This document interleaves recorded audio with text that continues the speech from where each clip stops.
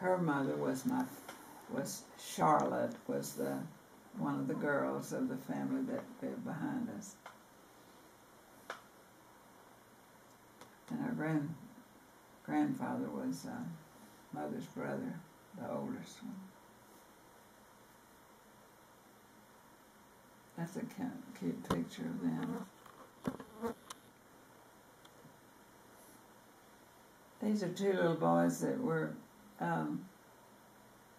friends. Would get together. Somehow knew their mother, and we spent some time together with the children in those first years.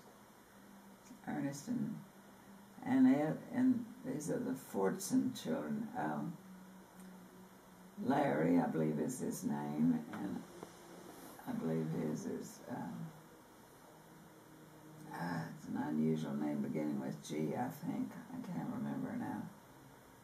Guile. Guile. Gile. I think that's right.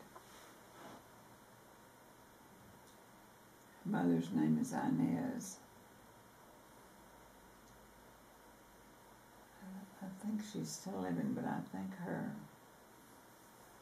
husband has died. His name was Cecil. You know, in spite of the fact that I hesitate on names, and most of the time I get them again, it kind of amazes me that I can remember some of them that I do. Because, like these just then, I was surprised that I came up with her. Sometimes I hesitate on some I know better than that. What in the world did we have there? I don't know, but that's just sitting on the front porch. It's a funny expression with Ernest. These two were a pair, you know. They were always close together. When I first took him to Sunday school, he was 2 1/2. And when she was 2, I took her. And at that time, in that nursery class, they had a sand table, a table with sand on, you know, and they had a little routine of telling a story and singing some songs and having a prayer and this and that. Well, I didn't go with it. I didn't leave him. I was kind of trying to assist a little too, but it was so cute when I first took her there, then Ernest wanted her right beside him, you know, and then when they were supposed to stand up, you know, he was going to see that she stood up. He still thinks about her. He and I both worry about her. I guess all of the family does, but I think we've told you that she and Ernest had the same kind of a brain tumor. And he's had bad results from it too, but the main thing, he has something different about his eyes, but it's never been obvious to other people, the way Annette for a long time went around with one eye she couldn't open. And now it's open sometimes, and sometimes it's half closed, and it doesn't operate with the good eye. But they've told her told us when the day of the operation that it didn't get it all out. And what is worrisome to me is that she's since been told that it's more growing in her brain, where this was a tumor on between the skull and the meningioma is the name of it, and the meninges is a covering of the brain, so it's not on the inside of the main part of the brain that as I understood. So I don't know why it should be growing there unless it just, you know, I don't know. So we don't know what's happening there.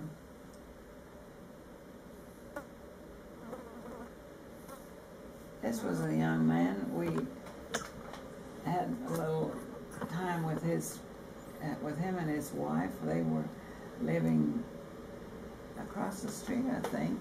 And there was a big house at that time during the war, big two-story house that belonged to the Henney family. And they had broken it up in a couple of apartments, and he and his wife lived there, and we spent some time with them, just make friends and be friendly with them. We never heard from them after they left here. They weren't here very long, but at any rate, this is taken in this. His name is Bob Long. I can't remember the girl, his wife's name. They didn't have any children yet that I remember. But evidently Ernest Ernest was either just interested in the fish they had caught, or that was something he didn't carry on until the last years. He said it got to be too much trouble, but he trot line fishing. And I've seen him have a lot more fish than that on one line, but anyway, that's the story of the fishing. One of the pictures we have. I know I have one other one with my car, that he was in my car. I think this might have been the first picture that was ever snapped of him. I don't know whether that's his. It was attached to a piece of cardboard and said 2 days old. Well, it's or maybe it was 2 hours old. I don't know. If that's all I had on it, then I guess it was probably Ernest. That's Ernest in the net again with the little. I guess there's two. He looks like he's got. Oh, I can't see the dog that well, but he's looking at something. So, I don't know what it is for sure.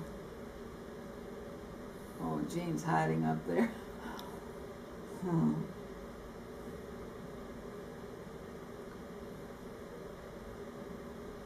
Wasn't it? That doesn't show her usual nature as well. She got her feelings hurt or something and went up there and got mad. Who knows? That's the net. I know I made that little bonnet. What in the world was happening to get onto that picture? That was a silky material, I know it was.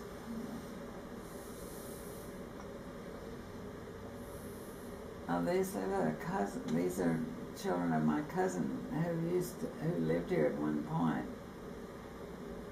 Great shot. These two, So on that previous picture, I pointed out that one little girl and said she was Charlotte's. Well, this is the Norma's children. Charlotte and Norma were the two girls who lived behind us on 10th Street. And so these are Norma's children. Their father's name was Tatum, Charles Tatum. And now they're still living. This girl married at 16. She and her husband were 16 and 18. And they have, I think of them as being wealthy. I don't know how wealthy they are, but anyway, they were from a family that was well off, and the boy went to school I don't know where he went to university, where they were living. They moved around a lot. Their father was working for the highway, was with, I don't know whether he was a highway patrolman or